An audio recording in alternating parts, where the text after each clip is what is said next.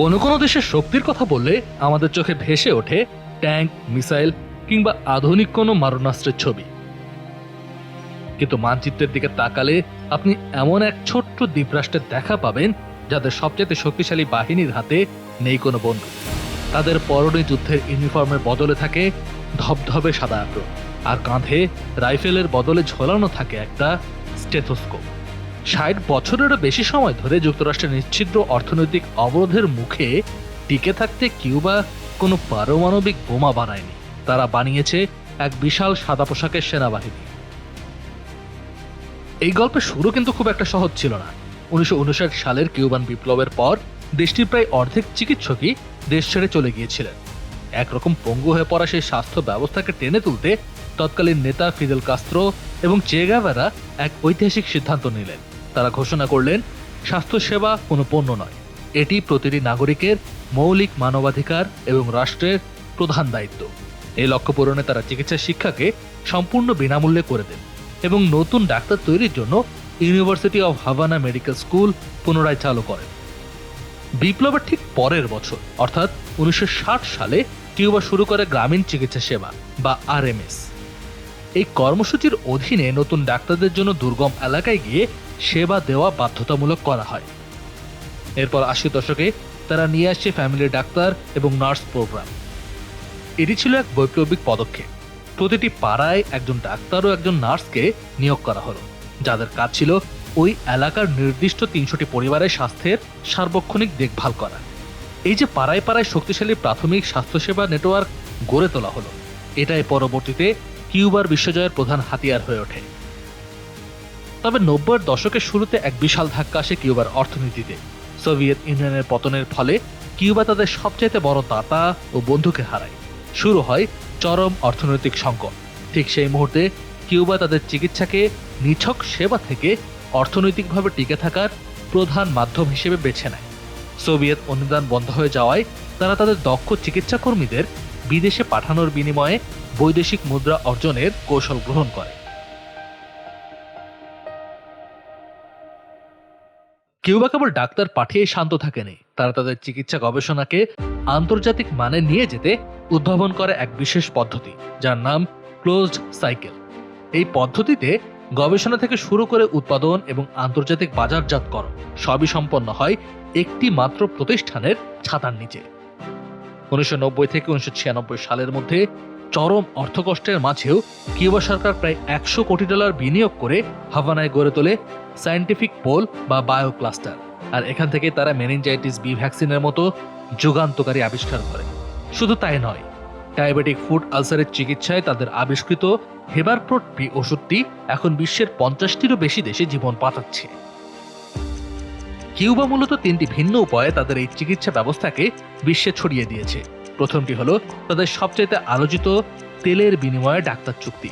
২০০৩ সাল থেকে ভেনেজুয়েলার সাথে এই চুক্তি কিউবার অর্থনীতির প্রাণভোমরায় পরিণত হয়। কিউবায় প্রায় ৩০ থেকে ৪০ হাজার ডাক্তার ভেনেজুয়েলায় পাঠায়, আর তার বিনিময়ে ভেনেজুয়েলা থেকে ভর্তুকি মূল্যে প্রতিদিন প্রায় ১ লক্ষ ব্যারেল অপরিশোধিত তেল পেত।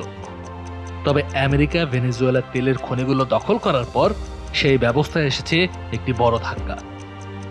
দ্বিতীয় পদ্ধতি হলো সরাসরি অর্থের বিনিময়ে সেবা বা পেইড মিশন। ব্রাজিল, দক্ষিণ আফ্রিকা এবং মধ্যপ্রাচ্যের দেশগুলোতে কিউবা ডাক্তার সরবরাহ করে, যার বিনিময়ে তারা বিলিয়ন বিলিয়ন ডলার আয় করে। ২০০৬ সালে কিউবা চিকিৎসা খাত থেকে আয় করেছিল প্রায় $২.৩ বিলিয়ন, যা ছিল সে সময়ের তাদের পর্যটন খাতের আয়ের চাইতেও বেশি। আর তৃতীয় পদ্ধতিটি হলো স্বাস্থ্য পর্যটন। স্বল্প মূল্যে জটিল সার্জারি কিংবা চর্মরোগের উন্নত চিকিৎসার খোঁজে হাজার হাজার বিদেশি এখন কিউবায় ভিড় করে, যা তাদের রাজস্বের একটি বড় উৎস। আন্তর্জাতিক রাজনীতিতে কিউবার প্রভাব বাড়ানোর পেছনে ১৯৯৯ সালে প্রতিষ্ঠিত Latin American school of medicine বা অ্যালামের বড় ভূমিকা রয়েছে। এটি বিশ্বের বৃহত্তম মেডিকেল স্কুল, যেখানে উন্নয়নশীল দেশের দরিদ্র শিক্ষার্থীদের সম্পূর্ণ বিনামূল্যে প্রশিক্ষণ দেওয়া হয়। এই শিক্ষার্থীরা যখন নিজ নিজ দেশে ফিরে যান, তখন তারা কিউবার চিকিৎসা প্রযুক্তির প্রচারক হিসেবে কাজ করেন এবং সারা বিশ্বে কিউবার প্রতি এক ধরনের গভীর কৃতজ্ঞতা ও রাজনৈতিক সহানুভূতি তৈরি করেন। এই যে মানুষের বিপদে পাশে দাঁড়ানো, এটাই কিউবাকে আন্তর্জাতিক অঙ্গনে দিয়েছে এক বিশাল সফট পাওয়ার। যার কারণে জাতিসংঘে যখনই যুক্তরাষ্ট্রের অবরোধের বিরুদ্ধে ভোট পড়ে, কিউবা প্রায় সব দেশের সমর্থন পায়। আজ বিশ্বের 164টিরও বেশি দেশে কিউবার এই চিকিৎসা কূটনীতির জাল বিস্তৃত। কিউবার রয়েছে হেনরি রিভ ব্রিগেড নামের এক বিশেষ চিকিৎসক দল, যাদের কাজই হলো বিশ্বের যে কোনো প্রান্তে প্রাকৃতিক দুর্যোগ কিংবা মহামারীতে ঝাঁপিয়ে পড়া। পশ্চিম আফ্রিকায় যখন ইবোলা মহামারী হানা দিয়েছিল, তখন উন্নত দেশগুলো যখন নিজেদের সীমান্ত বন্ধ করতে ব্যস্ত, কিউবার চিকিৎসকরা তখন মৃত্যুর মিছিল থামানোর লড়াইয়ে সামনের সারিতে ছিলেন। তারা মৃত্যুর হার 90% থেকে কমিয়ে মাত্র 24% নামিয়ে এনেছিলেন। কিন্তু মুদ্রার এই উজ্জ্বল পিঠের উল্টো দিকে রয়েছে এক অন্ধকার সত্য। যাদের আমরা সাদা পোশাকের দেবদূত বলছি, তাদের ব্যক্তিগত জীবন আসলে কতটা চাপের তা নিয়ে আন্তর্জাতিক মহলে রয়েছে নানা বিতর্ক। ব্রিটিশ মেডিকেল জার্নাল দ্য ল্যান্সেটের প্রতিবেদন বলছে, বিদেশে কর্মরত কিউবান ডাক্তারদের ওপর কড়া নজরদারি চালানো হয়। অনেক সময় তাদের চলাচলের ওপর সান্ধ্য আইন বা কারফিউ জারি করা হয়। অভিযোগ রয়েছে, ডাক্তারদের গতিবিধি নিয়ন্ত্রণের জন্য কিউবা সরকার বিশেষ মাইন্ডার বা প্রহরী নিয়োগ করে। ব্রাজিল ও দক্ষিণ আফ্রিকার মতো দেশগুলোর চিকিৎসা সংস্থাগুলো এই ব্যবস্থাকে আধুনিক দাসত্বের সঙ্গে তুলনা করেছে। বিদেশি সরকারগুলো কিউবান ডাক্তারদের সেবার বিনিময়ে যে অর্থ বরাদ্দ দেয়, কিউবান সরকার তার বড় অংশ নিজেই রেখে দেয়। ডাক্তাররা হাতে পান মাত্র 10 থেকে 25% অর্থ। শুধু তাই নয়, কিউবার সংবাদ মাধ্যম এডিএন কিউবার দাবি, কোনো ডাক্তার যদি এই মিশন ছেড়ে পালিয়ে যাওয়ার চেষ্টা করেন, তবে তাকে 8 বছরের জন্য নিজ দেশে নিষিদ্ধ করা হয়। এই কড়াকড়ির মধ্যে 2006 সাল থেকে প্রায় 8,000 ডাক্তার সরাসরি মিশন থেকে পালিয়ে বিশ্বের বিভিন্ন দেশে আশ্রয় নিয়েছেন। বিশ্বজুড়ে মানব সেবা করলেও কিউবার ভেতরের স্বাস্থ্য ব্যবস্থা আজ এক করুণ বাস্তবতার মুখোমুখি। কেবল 2023 সালেই 12,000 ডাক্তার কিউবার সরকারি স্বাস্থ্য ব্যবস্থা ছেড়ে চলে গিয়েছেন। দেশের হাসপাতালগুলোতে অ্যানেস্থেশিয়া, গজ ব্যান্ডেজ কিংবা জীবন রক্ষাকারী অ্যান্টিবায়োটিকের তীব্র সংকট। কিউবার এই চিকিৎসা কূটনীতি কেবল একটি মানবিক উদ্যোগ নয়, বরং এটি একটি জাতির টিকে থাকার কঠিন সংগ্রাম। শত সীমাবদ্ধতা আর কয়েক দশকের অর্থনৈতিক অবরোধের মুখে একটি দেশ কেবল মেধাকে পুঁজি করে কিভাবে বিশ্বমঞ্চে নিজেদের অপরিহার্য করে তুলেছে, কিউবা তার এক বিস্ময়কর উদাহরণ।